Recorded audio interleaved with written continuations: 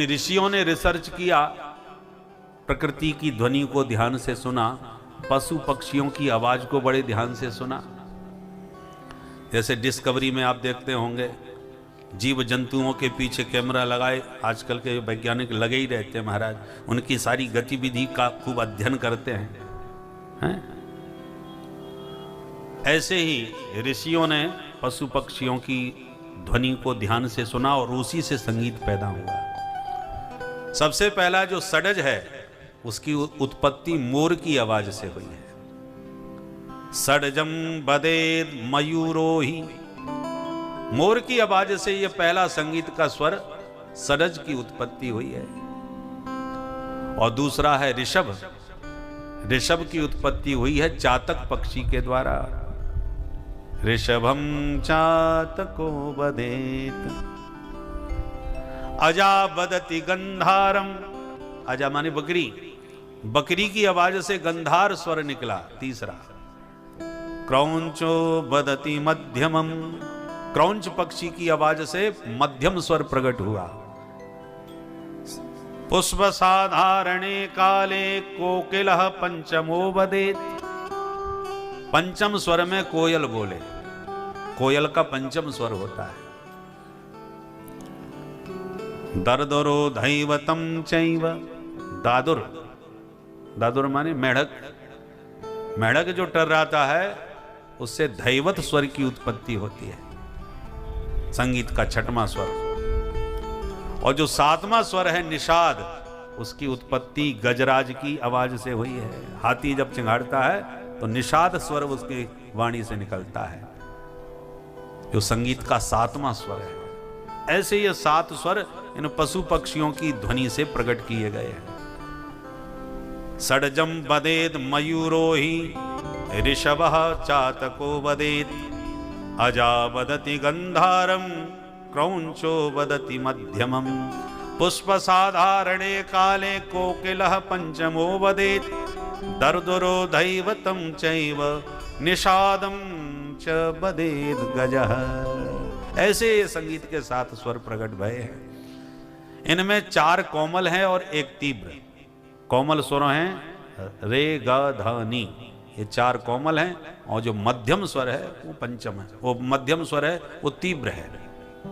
ऐसे कुल मिला के 12 स्वर हो गए, 7 शुद्ध, 4 कोमल और 1 तीव्र। ऐसे ये 12 स्वर होते हैं।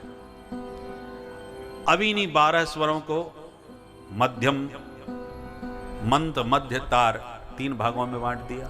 जो और नीचे के स्वरों में जाते हैं उसको मंद स्वर कहते हैं, और ऊपर के स्वरों को जो छूते हैं उनको तार सप्तक कहते हैं।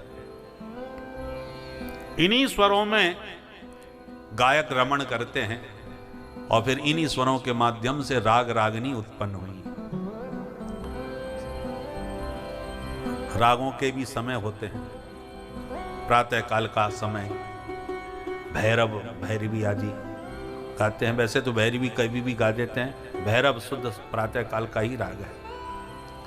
मध्याह्न काल में इस समय जैसे भीम पलासी आदि राग का गायन होता है। सायंकाल यमन है, और रात्रि के समय प्राय मालकोश आदि गाते हैं। तो ये समय समय के राग हैं। फिर मौसम के भी राग होते हैं। जैसे आज फाल्गुन का महीना आ गया तो काफी राग सबसे ज्यादा गाया जाता है। काफी राग में होली गाई जाती है।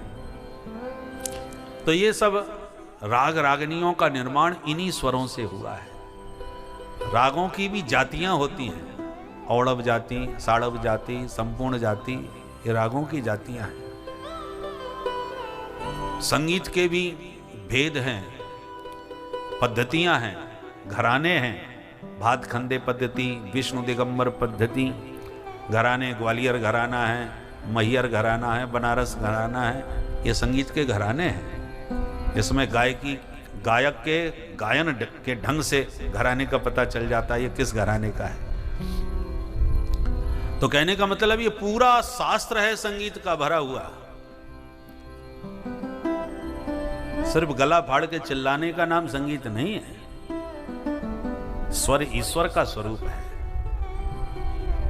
उसकी साधना। जैसे ईश्वर की साधना करी जाती है तब ईश्वर का अनुभव होता है, ऐसी जो संगीतकार स्वर की साधना करते हैं, साधना मतलब रियाज, नित्य प्रति एक एक स्वर को साधिए, तब ईश्वर वह स्वर तुम पर कृपा करेगा, तब स्वर की समझ उत्पन्न होगी।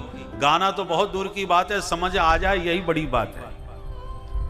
संगीत को समझ गए तो इसका मतलब बहुत बड़ी समझ को आपको प्राप्त हो गई, बहुत बड़ी कृपा स्वर की होगी। और जब संगीत की स्वर की समझ आ जाती है तो फिर शब्द समाप्त हो जाते हैं, केवल स्वर ही स्वर रह जाता है। और जो बहुत सुरीले बड़े बड़े धुरंधर गायक होते हैं, वो शब्दों के मामले में सिर्फ एक लाइन होती है और एक लाइन में सारी रात उनका वही गायन चलता रहता है, एक लाइन में पूरी रात बीत जाती है गाते गाते, क्योंकि वहां शब्द का महत्व नहीं है। वहां तो केवल बड़े ख्याल जो होते हैं, 48 मात्रा में जो लोग गाते हैं बड़े बड़े ख्याल और बड़े विलंबित ढंग से गाते हैं, तो महाराज स्वरों में खोए रहते हैं। इसलिए स्वर में जब प्रवेश हो जाता है तो समझ लो ईश्वर की कृपा में प्रवेश हो गया, सामान्य बात नहीं है। स्वर साधना, और जिनको स्वर सिद्ध हो जाता है, आप अनुभव कीजिए, जब वो शांत एकांत में स्वर की साधना करते हैं। मैंने ऐसे कई संगीतकारों को देखा है जो एकांत में केवल स्वर साधते हुए निरंतर अपने आप में ऐसे खो जाते हैं कि निरंतर उनकी आंखों से अश्रुपात होता रहता है, माने स्वरों में खो करके ही रोते रहते हैं। तो जैसे भक्त भगवान के लिए विलाप करता है, रोता है, उसके अनुभव से ऐसे संगीत प्रेमी जो होते हैं वो स्वर में खो करके रोते हैं। स्वर उनके हृदय को एकदम द्रवित कर देता है। बढ़िया कोई स्वर संगीत में गा रहा हो और बढ़िया स्वर आपके हृदय को छू जाए तो आपका हृदय एकदम द्रवित हो जाएगा। संगीत प्रेमी लोग एकदम उद्वेलित हो जाते हैं। इसलिए स्वर माने साक्षात ईश्वर है। जैसे ईश्वर की उपासना की जाती है, ऐसी स्वर की साधना की जाती है। श्री स्वामी हरिदास महाप्रभु ने वृंदावन धाम में निधिवन में बैठकर के इसी स्वर से श्री बांके बिहारी लाल को प्रत्यक्ष प्रकट किया और केवल गा गा करके ही श्री बांके बिहारी जी को रिझाया। मीरा जी ने भी, सूरदास जी ने, इन्होंने सब गा गा करके ही तो गोविंद को रिझाया है। तो इस स्वर से ईश्वर की प्राप्ति हो सकती है यदि आपने स्वर को अपनी उपासना बना लिया हो, साधना बना लिया हो तो। पर स्वर से प्राय हम संसार को ही रिझाते हैं, ईश्वर को कहां रिझाते हैं। संसार को जो प्रिय लगेगा वही हम सुनाएंगे तो संसार तो रीझ जाएगा, परंतु संसार के रिझाने में आप ईश्वर से दूर हो जाएंगे। संसार तो अपने आप रीझेगा, उनके पीछे भगने की जरूरत नहीं। एक साधे सब सद है, उस एक ईश्वर को आपने अपनी साधना से रिझा लिया, ये सारी दुनिया आपकी अपने आप दीवानी हो जाएगी।